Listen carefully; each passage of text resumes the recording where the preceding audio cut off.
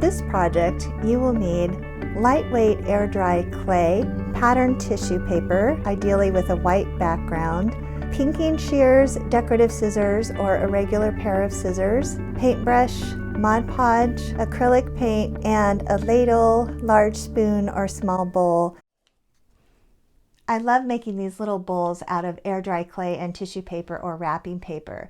The designs look painted on, but it doesn't require any artistic skill.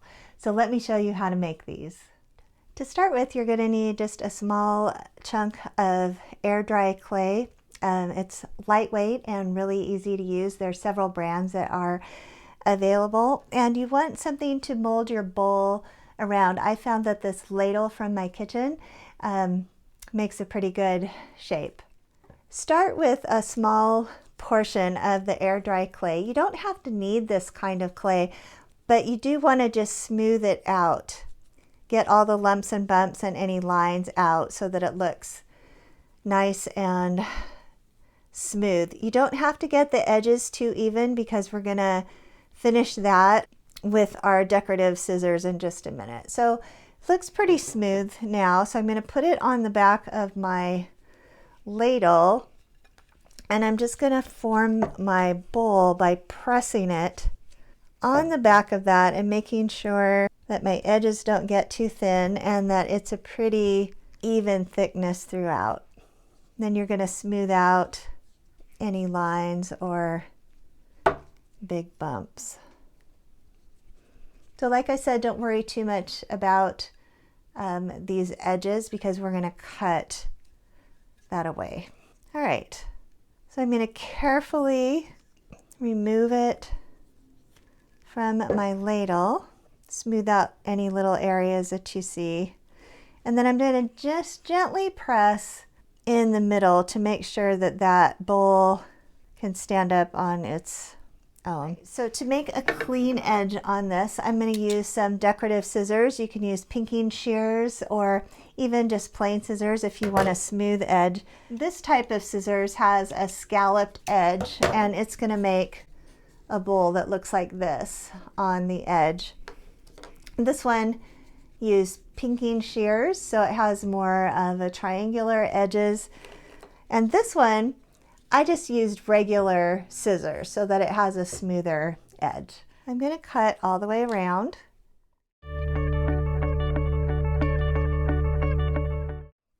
And just go around and clean up any little edges. Now you're going to notice that your bowl is not perfect. It doesn't have perfectly even edges.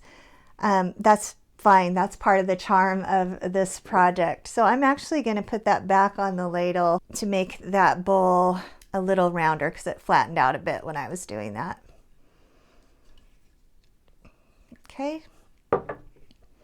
And that's it for making the bowl. Now you are going to have to let this dry usually overnight. It takes maybe about 12 to 24 hours just depending on the humidity. I just set it on a piece of wax paper or parchment paper and let that dry. So now choose a design from your tissue paper. It's easiest to use tissue paper with a white background like this design because then you don't have to cut the shapes exactly out. If you have tissue with a colored background, you want to make sure that they're pretty solid images without any skinny lines or things that will be difficult to cut out. So you can see I just got this from the dollar store, these little robots with a white background. And when I cut out the design that I've chosen, you can see that I haven't had to cut it out exactly because that white tissue paper background is just going to disappear into the background of your bowl. So that makes it easy. So once I've got my design cut out, I'm going to use Mod Podge. And there's two different kinds of Mod Podge. You can have a matte finish or a glossy finish. You're going to paint the bottom of your bowl or wherever you're putting that design. Make sure you cover the whole area where that design is going to be with a thin coat.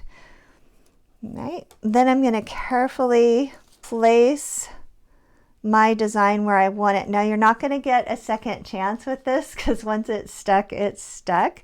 You can always tear it out, but you're going to have to cut out another piece of tissue paper. So carefully get that where you want it to be. Set it down, rub out any air bubbles, make sure that's flat. Smooth out any wrinkles. Then what you're going to do is just do another coat of light Mod Podge over the top of it.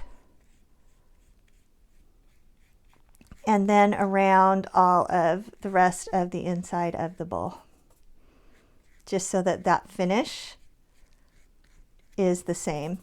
Okay, you'll see some brush strokes in the Mod Podge. That's okay, it's going to dry clear and you won't see that when you're done. Now you could add a little glitter in there if you wanted to, or something like that. Might be fun. But again, we're going to set this aside and just let it dry a little bit before we finish the bowl. Podge is dry on your design. Then you can paint the outside of the bowl. I'm going to use green here to match my pattern. And this is just acrylic paint.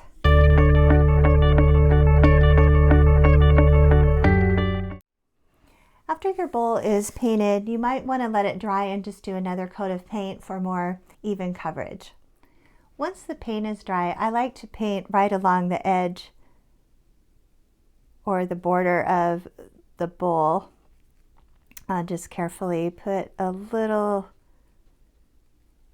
paint on there.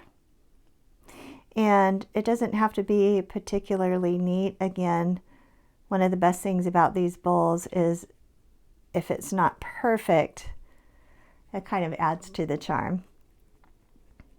Once you've finished painting the edge of your bowl, let that dry and then give the back and the edge a coat of Mod Podge as well so that it's sealed.